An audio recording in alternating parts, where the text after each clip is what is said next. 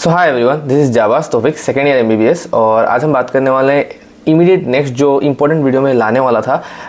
Documents fill up का video already हो चुका है, आप देख सकते हो, प्रीवियस वीडियो है। और अभी इस वीडियो में मैं एनेक्जर्स के फिलअप के बारे में बात करने वाला हूँ। How to fill up the annexures of Assam के नीट 2024 के काउंसलिंग के लिए आप लोगों को एनेक्जर्स कैसे फिलअप करना होगा।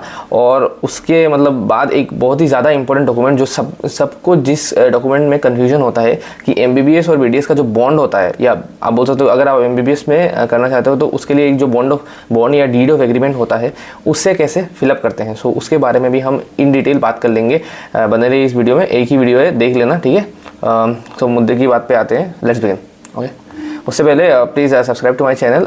बाकी सारे अपडेट्स मैं लाता रहूँगा इसी चैनल में, और बाकी सारे इन वीडियोस इन कंटिन्यूएशन आते रहेंगे जो बहुत ही ज़्यादा इंपॉर्टेंट है। So don't miss them. So for that subscribe to the channel and bell icon को दबा देना, ठीक है। @जावास तौफिक इंस्टाग्राम आईडी है, और टेलीग्राम चैनल को तो ज्वाइन कर लेना मस्ट, बिकॉज सारे इंपॉर्टेंट डॉक्यूमेंट्स या लिंक्स जो है वो मैं टेलीग्राम में अपलोड कर देता हूँ वीडियो को अपलोड करने के बाद। ऑलराइट, @जावास तौफिक या जावास तौफिक ही है टेलीग्राम आईडी, फटाफट मिल जाएगा। ओके, सो नाउ अभी एनेक्जर्स के बारे में बात कर लेते हैं। सबसे पहला जो डॉक्यूमेंट है that is schedule 1 application form. ये बात मैंने आपको, ये जो लिस्ट है मैंने आपको प्रीवियस वीडियो में भी दिखाया था, पर अभी भी मैं एक बार दिखा रहा हूँ ताकि क्लैरिटी हो जाए, ठीक है। शेड्यूल 1 एप्लीकेशन फॉर्म सबसे पहला डॉक्यूमेंट है। उसके बाद शेड्यूल 1 के अंडर 9 एनेक्जर्स आते हैं। सो उनके बारे में हम आज बात कर लेंगे। Declaration by parent guardian, schedule 1 annexure 1, 20 years of permanent residency, ये सबके लिए चाहिए। This is must for all. उसके बाद शेड्यूल 1 एनेक्जर 2 हमारा स्कूल कॉलेज के लिए जो है वो भी this is must for all. अब यहाँ से ऑप्शनल स्टार्ट हो जाता है, आप बोल सकते हो शेड्यूल एनेक्जर 3 से लेके एनेक्जर 9 तक, because these are for those who have the respective category. OBC NCL जिसके पास है उसे एनेक्जर 3 चाहिए होगा। एनेक्जर 4 लाइक एससी कैटेगरी के लिए, एनेक्जर 5 एसटी प्लेन्स और एसटी हिल्स कैटेगरी के लिए, एनेक्जर 6 टीजीएल एक्सटीजीएल कैटेगरी के लिए, एनेक्जर 7 चौर एरिया जो है उनके पास जो मतलब चौर एरिया रिजर्वेशन जिसके पास है या जिसे चाहिए उसके लिए, और एनेक्जर 8 इज एक्स सर्विसमैन या डिफेंस पर्सनल वाला जो रिजर्वेशन है उसके लिए, और annexure 9 is for extremist violence reservation. Okay, families of extremist violence आप बोल सकते हो। सो सबसे पहले हम शेड्यूल 1 एप्लीकेशन फॉर्म के बारे में बात कर लेंगे, because this application form will be required by everyone. Okay, everyone जो है उसमें मैं टिक कर रहा हूँ, ये 4 डॉक्यूमेंट सबके लिए रिक्वायर्ड होगा, सबको चाहिए होगा, दिस इज ए कॉमन। और जनरल के लिए सिर्फ ये 4 ही चाहिए, और बाकी क्या आपके रिस्पेक्टिव कैटेगरी के हिसाब से आपको डॉक्यूमेंट चाहिए होगा।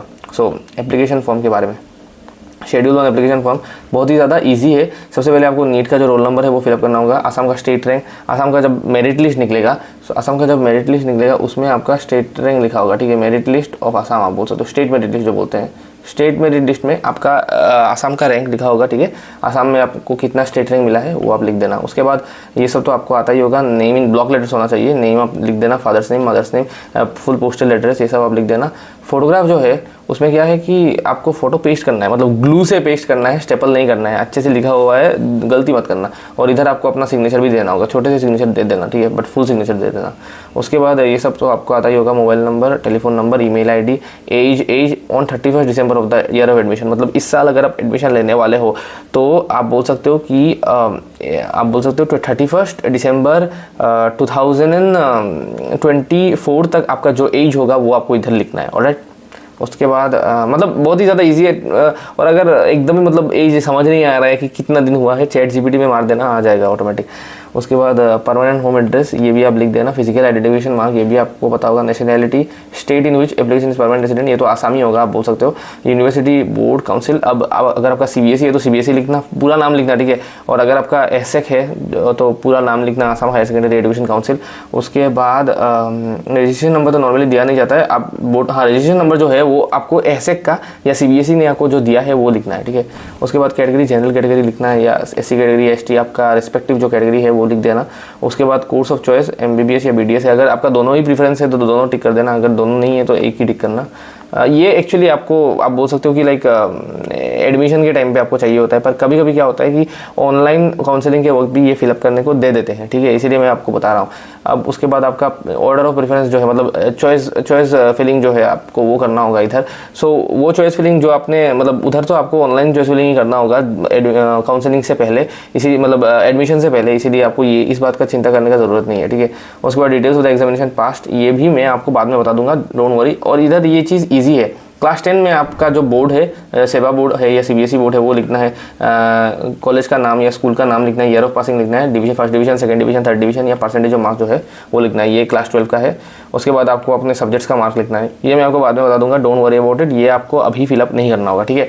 डिक्लेरेशन बाय कैंडिडेट, ये आपका डेट और प्लेस जहाँ पर आपने मतलब लाइक फिलअप किया है और signature of the candidate in full. उसके बाद जो सबसे इंपॉर्टेंट डॉक्यूमेंट आता है that is declaration of parent and guardian. ये आपको फिलअप करना ही होगा, ऑलराइट। सो ये अच्छे से देख लेना, ठीक है। This is required by everyone. कभी कभी नहीं रिक्वायर्ड भी होता है, पर अभी के लिए required by all colleges in Assam, alright. So आपका नाम आपने फिलअप कर लिया इधर और ये टिक कर देना, ठीक है। आप सन हो या डॉटर हो, मतलब उसके अकॉर्डिंग, मेल फीमेल के अकॉर्डिंग आप ये टिक कर देना, ही इज़ हर ये सब। उसके बाद इधर ये करने के बाद ये सिग्नेचर ऑफ गेजेटेड ऑफिसर जो है, ये गेजेटेड ऑफिसर कोई भी हो सकता है, मतलब लाइक वो एक गवर्नमेंट ऑफिस, एक गवर्नमेंट लाइक एम्प्लॉई जो लाइक एक मेडिकल ऑफिसर भी हो सकता है, या कोई कॉलेज के प्रोफेसर या प्रिंसिपल, या आप बोल सकते हो कोई भी गवर्नमेंट एम्प्लॉय, कोई गेजेटेड ऑफिसर, मतलब बहुत लोग गेजेटेड ऑफिसर होते हैं, एपीएससी के कोई लाइक ऑफिसर या कोई सर्कल ऑफिसर, कोई भी हो सकता है। So don't worry about it, किसी से भी फिलअप कर देना, बहुत ही ज़्यादा ईजी है। आपका घर के पास जो पब्लिक स्कूल है उसके जो प्रिंसिपल है उनसे फिलअप करवा देना, वही गेजेटेड ऑफिसर है, ओके। उसके बाद सिग्नेचर ऑफ पेरेंट गार्जियन ये करवा लेना। उसके बाद हाँ, डेफिनेटली आपका डेजिग्नेशन जो है उसका सील भी चाहिए होगा, सो सील भी लगा देना, डेजिग्नेशन का सील लगा देना। और इधर सील ऑफ ऑफिस, जो ऑफिस है ये सील लगा देना। ये बहुत लोग ये भूल जाते हैं, ये जितने भी गोल सील होते हैं ना, वो ऑफिस या स्कूल या कॉलेज या इंस्टीट्यूशन है उसका सील होता है। सो वो आप लगवा देना, वरना अगर भूल जाओगे तो ये डॉक्यूमेंट वैलिड नहीं रहेगा, ठीक है। और उसके बाद इसका कलर्ड कॉपी निकाल लेना। ये जो जितने भी डॉक्यूमेंट हैं जिसमें आप बोल सकते हो सील लगा हुआ है, इनका सिर्फ कलर्ड कॉपी निकालना होगा, बिकॉज इनका जेरोक्स कॉपी जो है उसमें ये आपका जो सील है वो नहीं आने वाला, so that won't be valid, okay. अब शेड्यूल 1 एनेक्चर 1 जो है उसका जो डॉक्यूमेंट है, सो उसमें क्या होता है, आपको क्या करना होगा, आपको अपना 20 ईयर्स ऑफ रेसिडेंसी के लिए ये डॉक्यूमेंट चाहिए होगा। इसके लिए आपको आपका खुद का पीआरसी लेकर जाना होगा, और आपका पापा का कोई भी डॉक्यूमेंट जिससे उनका जो सिटीजनशिप है वो प्रूव होता है, वो आपको लेकर जाना होगा, ठीक है। मतलब डेफिनेटली ये इसमें क्या होता है कि लाइक सबसे इंपॉर्टेंट बात ये है कि इसमें अगर आपका एज 20 ईयर्स नहीं हुआ है तो आप अपना खुद का नाम नहीं लिख सकते। Certificate of 20 years residence of continuous residency in Assam. अब अगर आपका एज ही 18 है या 19 है, तब तो आपने 20 ईयर्स यहाँ पर नहीं बिताया है ना, आप बिता देंगे, पर यू आर नॉट 20 ईयर्स। सो उस वक्त तुम्हें क्या करना है, उस वक्त तुम्हें अपने पापा का या मम्मी का नाम लिख देना है और उनका वेरीफाई करवाना है, ठीक है। उनका कोई डॉक्यूमेंट लेकर आपको डीसी ऑफिस जाना होगा। डीसी ऑफिस जाके वहाँ से एडीसी या डीसी का साइन, उसके साथ सील और डेट, ये सब लेकर आना होगा। It's not that difficult, but इसमें थोड़ा टाइम लग सकता है, इसीलिए चले जाना अभी, ठीक है। और बाकी सब डिटेल्स तो आपको आता ही होगा। नेम लिखना होगा, town, post office, police station, मौजा डिस्ट्रिक्ट, और असम में कितने साल आपके पापा या मम्मी रहे हैं या आप खुद रहे हो, ठीक है। उसके बाद शेड्यूल 1 एनेक्सर 2, इसमें बहुत लोगों का कन्फ्यूजन होता है, सो अच्छे से सुनना, ठीक है। मैं एक बार ही बोलूँगा, ठीक है। अब देखो, वरना आप क्या बोलते हैं उसे रिवाइंड करके भी देख सकते हो। अब इसमें क्या है, इसमें ये स्कूल कॉलेज का है, ठीक है। आपने कौन से स्कूल से पढ़ा है, कौन से कॉलेज से पढ़ा है, मतलब आसाम के अंदर कौन से स्कूल या कॉलेज से पढ़ा है, उसका डिटेल्स आपको देना है। Certificate of study eight Assam by the candidate. अगर आपने 10 और 12 आपको आसाम से ही पास करना होगा, और मैंडेटरी ये है कि 7 से लेकर 12 तक आपको आसाम में पढ़ना है। इसीलिए आप बोल सकते हो कि लाइक नॉर्मली क्या करते हैं कि 1 से लेकर 12 तक आपने जितने भी स्कूल या कॉलेज से पढ़ा है उनका आपको एक लाइक मतलब उनके स्कूल में जाना होगा, और स्कूल से जाके वहाँ का प्रिंसिपल का या हेडमिस्ट्रेस या हेडमास्टर का आपको साइन लाना होगा। ये देखो साइन लाना होगा, हेडमिस्ट्रेस का जैसे साइन ला दिया है मैंने, या उनका सिग्नेचर, और उसके बाद उनका सील, सिग्नेचर और स्कूल का साइन, ठीक है। ये सब करना होगा। पहले आप देख लो कैंडिडेट का name, father name, mother name, residential address, ये सब आपको पता होगा। डेट ऑफ एडमिशन ये तो खुद पता कर लेना कब एडमिशन लिया था, कौन से क्लास में एडमिट हुए थे। ये KG2 से नहीं लगता है, ठीक है। क्लास 1 से लेके हो जाएगा, और वैलिड है क्लास 7 से लेके। सो अगर आपके पास बाकी आपने बहुत स्कूलों से पढ़ा है और आप सारे स्कूल विजिट नहीं कर सकते, सो क्लास 7 से लेके 12 तक जितने भी स्कूल या कॉलेज में आप गए हो, 2, 1, वो उसका करवा लेना, ठीक है, हो जाएगा काम। और क्लास 1 से करवा लेने से बेटर है। सो क्लास 1 से लेकर 12 तक। अब इधर मैंने आप बोल सकते हो कि 1 से लेकर 10 तक पढ़ा है, ठीक है। सो यहाँ पर मैंने एक सर्टिफिकेट का मेरा स्कूल का हो गया, इसमें कंप्लीट कर दिया सिलेबस, इसमें कंप्लीट कर दिया कोर्स। उसके बाद साइन भी ले लिया, सेम स्कूल 10 to 12 1, हाँ सेम स्कूल में अगर पढ़ा है 10 to 12 तो वन एक ही सर्टिफिकेट चाहिए, और अगर डिफरेंट स्कूल में पढ़ा है 10 एंड 12 तो मोर देन वन चाहिए। अगर आपने 2 में पढ़ा है, जैसे कि आपने 1 से लेकर 10 तक एक स्कूल में किया है, उसके बाद 11 12 दूसरे कॉलेज में किया है, तो आपको 2 सर्टिफिकेट चाहिए होगा, एक स्कूल में और एक कॉलेज में। अगर आपने 1 से लेकर 12 तक 3 स्कूल में पढ़ा है या 3 कॉलेज में पढ़ा है तो आपको 3 सर्टिफिकेट चाहिए होगा अकॉर्डिंगली। अगर 1 से लेकर 7 तक एक स्कूल में तो उसका सर्टिफिकेट, 7 से लेकर 8 से लेकर 10 तक एक स्कूल में तो उसका सर्टिफिकेट, और उसके बाद लास्ट वाला 11 12 का दूसरा सर्टिफिकेट। ठीक है, समझ में आ गया होगा।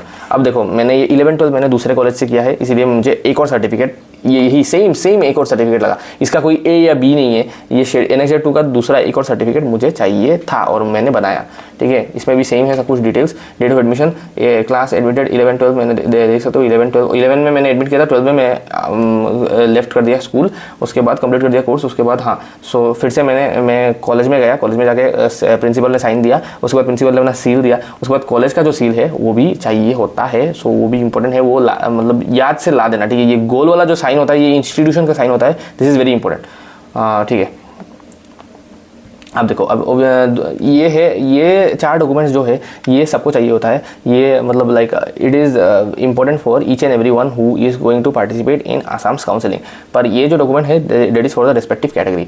सो अब OBC MOBC NCL के लिए आप बोल सकते हो, यहाँ का पार्ट जो है, ये जो क्या बोलते हैं, ये वाला ऊपर का पार्ट सब सेम है। इधर से चालू होता है certified that the above candidate belongs to OBC MOBC and his और हर सबकास्ट इज, ये और कम्युनिटी है, तो सबकास्ट और कम्युनिटी जो है वो रेस्पेक्टिवली आप लिख देना। बहुत सारे सबकास्ट कम्युनिटी होते हैं, सो ये आपका खुद का पता होगा, आपको डॉक्यूमेंट्स आपका कास्ट सर्टिफिकेट रहेगा उसमें लिखा होगा, सो वो लिख देना। ठीक है, और ये भी सर्टिफाई करना होगा कि नॉन क्रीमी लेयर के अंडर आता है, NCL कैटेगरी के अंदर आता है, इसलिए आपको ये जब आप लेकर जाओगे DC या मतलब DC ऑफिस में, तो आपको अपना लाइक सपोर्टिंग डॉक्यूमेंट्स भी लेकर जाना होगा, OBC सर्टिफिकेट, उसके बाद NCL सर्टिफिकेट, ये सब भी लेकर जाना होगा, तभी जाके इसमें साइन मिलेगा। ठीक है, और वो याद रखना कि साइन भी चाहिए, सील भी चाहिए और गोल वाला भी चाहिए। ठीक है, सब कुछ याद रखना। उसके बाद NHR 4 जो है SC कैटेगरी के लिए ये भी सेम है, इधर आपको सबकास्ट लिखना है, इधर आपको कम्युनिटी लिखना है, और इधर आइडेंटिफाइंग अथॉरिटी, ये जो फुल नेम होता है आइडेंटिफाइंग अथॉरिटी और डेट विद सील, ये भी लिखना है, और मतलब जहाँ से आपने ये SC कैटेगरी का सर्टिफिकेट बनाया था। और इधर आपको सब डिविजनल ऑफिसर, मतलब जो DC ऑफिस में आपको जाना है ADC का या ADC का साइन लेकर आ जाना है। ओके, ये देखो। उसके बाद ST प्लेन्स और ST हिल्स कैटेगरी के लिए सेम ऊपर वाला। उसके बाद नेम ऑफ द, इसमें थोड़ा डिफरेंट है, नेम ऑफ द ट्राइब आपको लिखना होगा। उसके बाद विच इज़ रिकॉग्नाइज्ड एज, मतलब उस ट्राइब का जो रिकॉग्नाइज्ड नाम है हमारे क्या बोलते हैं उसे, कॉन्स्टिट्यूशन के शेड्यूल्ड ट्राइब एक्ट ऑर्डर के अंडर 1950 में जो हुआ था, उसका नाम जो है वो आपको इधर लिखना होगा। मतलब ये ऑफिशियल जो लीगल नाम है, और ये आपका जो खुद का आपको पता है आपका ट्राइब का क्या नाम है वो। ठीक है, और इधर signature of the president vice president of all Assam tribal संघ, मतलब जो जिस इंस्टीट्यूट से आपको वो क्या बोलते हैं उसे, आपको ST कैटेगरी का जो सर्टिफिकेट मिला था या अप्रूव किया गया था, उसका जो वो इंस्टीट्यूशन है उसका आपको लाइक सिग्नेचर लाना होगा, सील लाना होगा, और उसके बाद डेफिनेटली DC ऑफिस में जाके DC का या ADC का साइन लाना होगा। ठीक है, DC या ADC किसी का भी चलता है, that is not an issue. So उधर आपको जाके दे देंगे, पर आप बस सपोर्टिंग डॉक्यूमेंट्स लेकर जाना, और इन चीज़ों में थोड़ा टाइम लग सकता है, 1 दिन 2 दिन लग सकता है, इसीलिए मैं बता रहा हूँ कि और कभी कभी गलती भी कर देते हो, इसलिए गलती मत करना, अच्छे से लेकर जाना और उधर जाके फटाफट करवा लेना, ज़्यादा टाइम नहीं है, अभी करवा लो। ठीक है, TGL XTGL के लिए आप बोल सकते हो कि लाइक सेम ही है, आपको नाम लिखना है, village, police station, sub division, ये सब लिखना है, और इधर counter signature of the director of T welfare government of Assam, ये आप खुद मतलब जहाँ से आपको ये आपका TGL का जो कास्ट का सर्टिफिकेट मिला था वहाँ से, और DC का साइन। ठीक है, उसके बाद चौरेडिया, ये भी सेम ही है। ठीक है, और एक सर्विसमैन डिफेंस कोटा, ये भी सेम ही है ऑलमोस्ट। ठीक है, आपका जो क्या बोलते हैं उसे आइडेंटिफाइंग अथॉरिटी है उसका साइन और सील, और उधर DC का साइन और सील, आइडेंटिफाइंग अथॉरिटी का साइन और सील, DC का साइन और सील, यही है। एक्सट्रीमिस्ट वायलेंस का भी ऑलमोस्ट सेम है। ठीक है, इसमें थोड़ा ये डिटेल्स में आपको लिखना होगा कि certified the above name candidate is the son, daughter, brother, sister of late, मतलब जो पर्सन था जो जिनका लाइक आप बोल सकते हो एक्सट्रीमिस्ट वायलेंस में जिनका डेथ हुआ था उसका नाम, और name of the person killed in extremist violence in the year, कौन से ईयर में, कहाँ, एट कहाँ पर, अंडर पुलिस स्टेशन, कौन से पुलिस स्टेशन के अंडर आता है वो एरिया जहाँ पर उसका डेथ हुआ था, और वो सब डिवीजन, डिस्ट्रिक्ट और डेट। ठीक है, हो गया। अब देखो, अब ज़्यादा इंपॉर्टेंट चीज़ आता है, अब मुझे रूरल पोस्टिंग या MBBS BDS का बॉन्ड जो है उसके बारे में बात करना है। ठीक है, इधर से बहुत ध्यान से सुनना, ये इंपॉर्टेंट टॉपिक है, ठीक है। अगर आपको इतना तक आता है तो कोई दिक्कत नहीं है, ये टॉपिक सुन लो, ठीक है। ये टॉपिक लाइक मैं टाइमलाइन में भी बिता दूंगा कि ये टॉपिक यहाँ से स्टार्ट होता है। तो अगर आपको सिर्फ ये MBBS BDS का बॉन्ड के बारे में जानना है देन यू कैन नो। अब देखो रूरल पोस्टिंग में क्या होता है, rural posting MBBS BDS bond.